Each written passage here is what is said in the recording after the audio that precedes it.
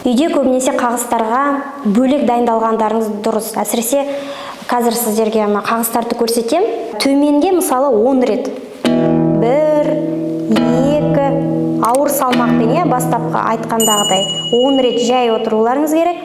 Содан кейін төмен жоғары қағысқа, төмен жоғары, төмен жоғары. Содан кейін төмен 2 жоғары қағыс, төмен 2 жоғары қағыс. Содан кейін төмен жоғары, төмен. Кейін 2 төмен 2 жоғары, төмен төмен, жоғары жоғары, төмен төмен, жоғары жоғары. Басты мақсатымыз білезік буынды босату. Сонымен қоса мына 2 саусақты жұмыс істеткізу. Яғни бізде тек осы 2 саусақ қана жұмыс жасайды.